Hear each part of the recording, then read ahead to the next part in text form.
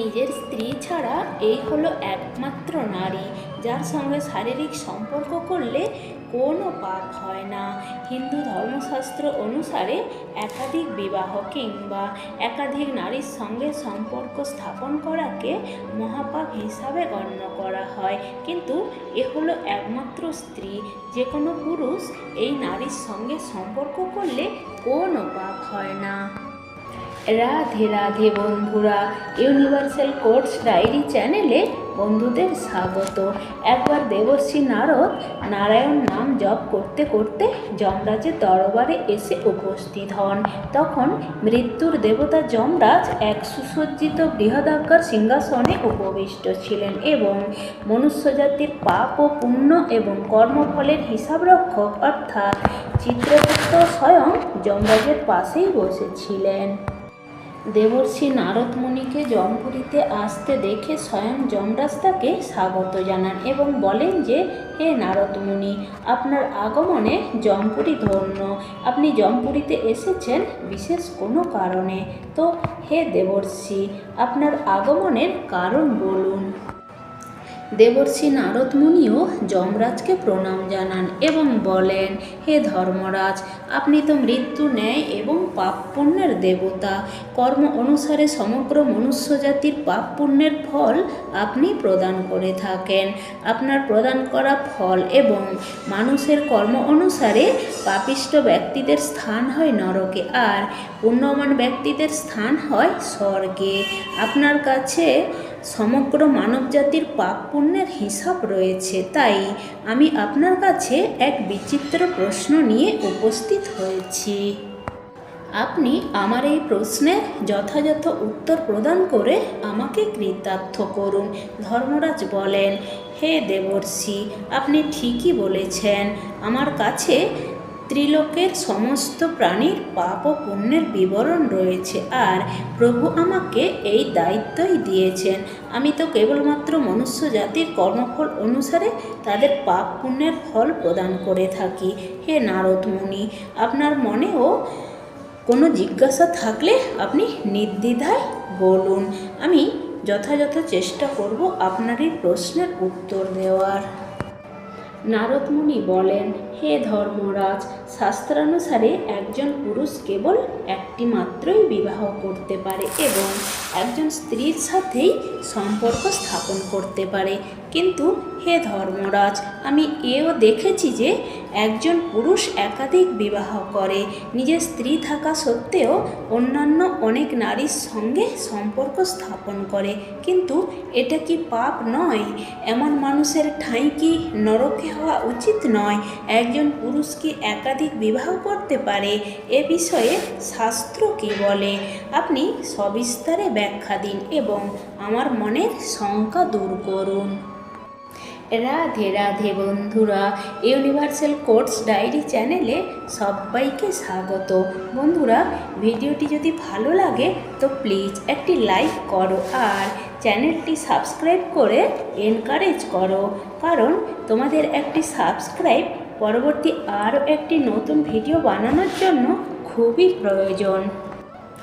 যমরাজ বলেন, হে দেবর্ষি, সমগ্র মানব জাতির কল্যাণের জন্য আপনি উচিত প্রশ্নই করেছেন।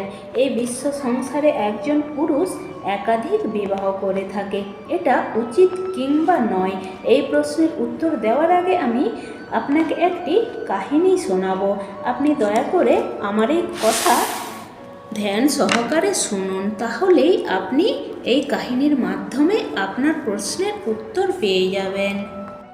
দেবর্ষি নারদ বলেন, হে ধর্মরাজ, আমি ধ্যানপূর্বক আপনার কথা শুনতে ইচ্ছুক, আপনি বলুন। তখন ধর্মরাজ কাহিনীটি বলেন। তিনি বলেন, প্রাচীনকালের কথা, মধ্যপ্রাচ্যে অভূতপূর্ব সুন্দর একটি রাজ্য ছিল। সেই রাজ্যের রাজা ছিলেন ধর্মপাল। রাজা ধর্মপাল ছিলেন অত্যন্ত বলবান, গুণবান, রূপবান এবং খুবই ন্যায়পরায়ণ। এই রাজ্যের সমস্ত প্রজা রাজার ন্যায়পরায়ণতার প্রতি খুবই সন্তুষ্ট ছিলেন এবং রাজা ধর্মপালও রাজ্যের প্রজাদের প্রতি ছিলেন খুবই যত্নবান। প্রজাদের অভাব, অভিযোগ, দুঃখ, দুর্দশা সবই তিনি ন্যায়ের সঙ্গে দেখাশোনা করতেন। রাজা ধর্মপালের পত্নীর নাম ছিল সুকন্যা। রানী সুকন্যা ছিলেন খুবই রূপবতী এবং তিনি ছিলেন অত্যন্ত চরিত্রবান, গুণবতী এবং একজন পতিব্রতা স্ত্রী ছিলেন। রাজা ধর্মপাল এবং রানী দুজনেই ছিলেন খুব ভালো মনের মানুষ। যে কোনো ধরনের দান, ধ্যান, যজ্ঞ ইত্যাদি পুণ্যকর্ম তারা প্রায়শই করে যেতেন।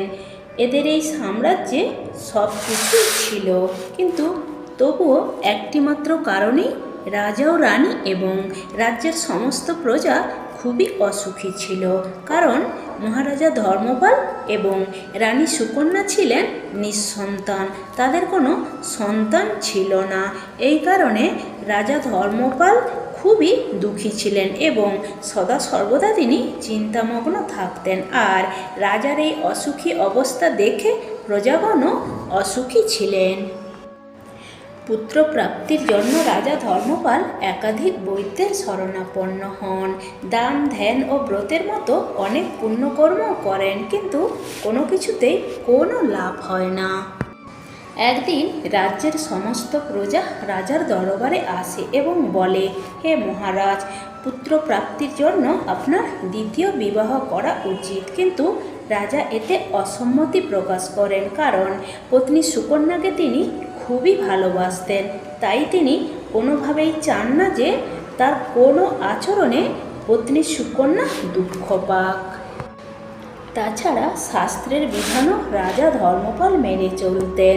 তিনি মনে করতেন বিবাহিত পুরুষের পত্নী থাকা সত্ত্বেও কোনো পুরুষের দ্বিতীয় বিবাহ করা উচিত নয়, কিংবা অন্য কোনো নারীর সাথে সম্পর্ক স্থাপন করাও উচিত নয়।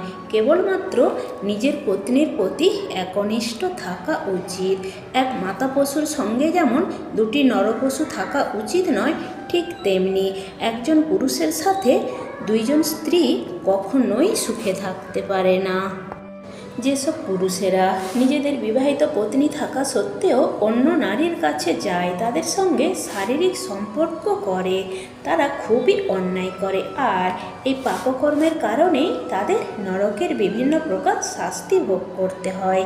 এই কারণেই রাজা দ্বিতীয় বিবাহ করতে রাজি ছিলেন না।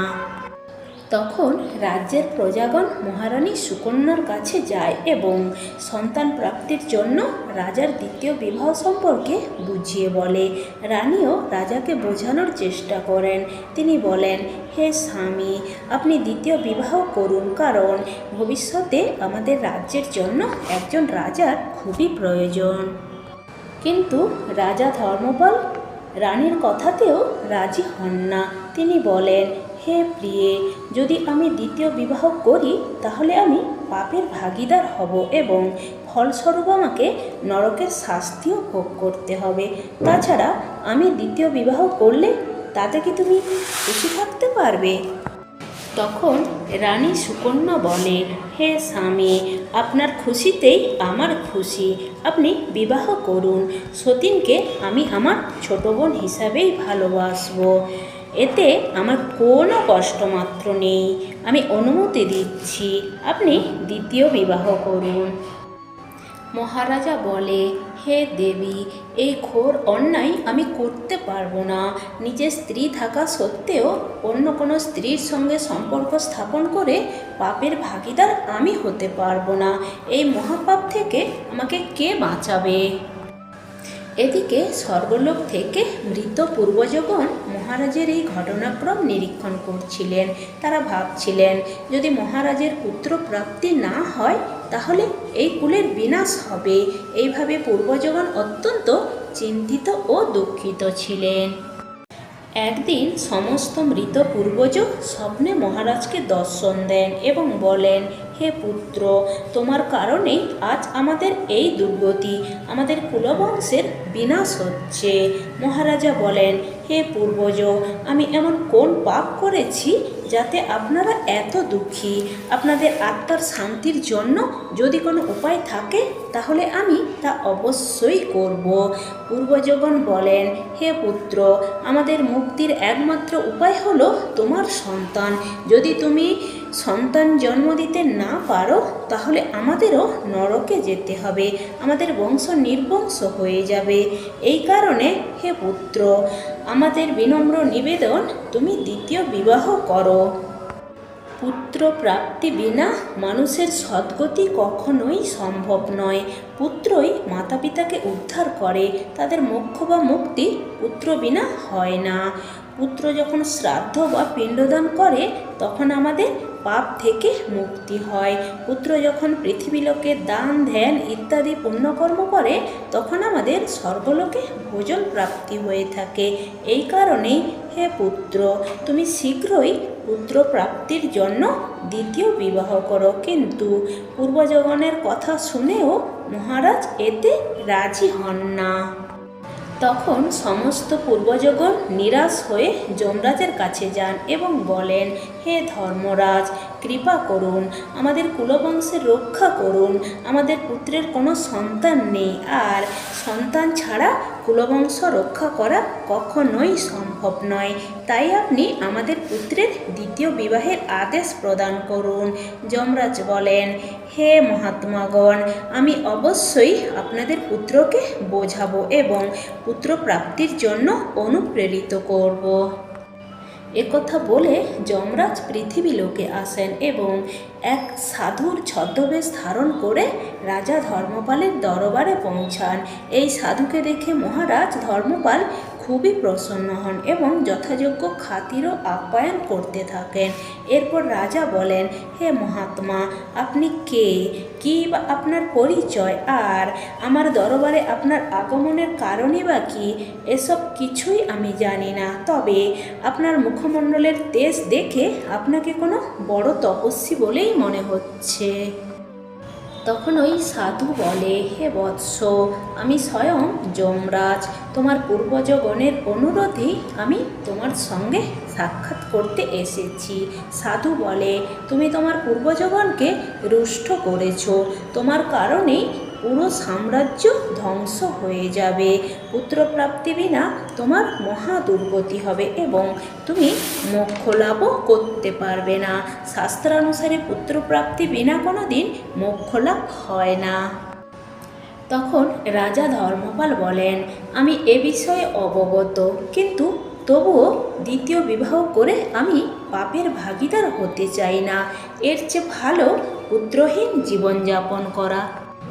সাধু বলে, হে বৎস, তোমার ন্যায়পরায়ণতা এবং নিজের পত্নীর প্রতি একনিষ্ঠতা দেখে আমি খুবই প্রসন্ন হয়েছি। কিন্তু হে বৎস, একজন মানুষ দ্বিতীয় বিবাহ অবশ্যই করতে পারে যদি তার পত্নীর ওই বিয়েতে সম্মতি থাকে। শাস্ত্র বলে, যদি এক বিয়েতে সন্তান প্রাপ্তি না হয় এবং দ্বিতীয় বিয়ের জন্য যদি পত্নীর সম্মতি থাকে তাহলে সে দ্বিতীয় বিবাহ অবশ্যই করতে পারে, তাতে কোনো পাপ হয় না।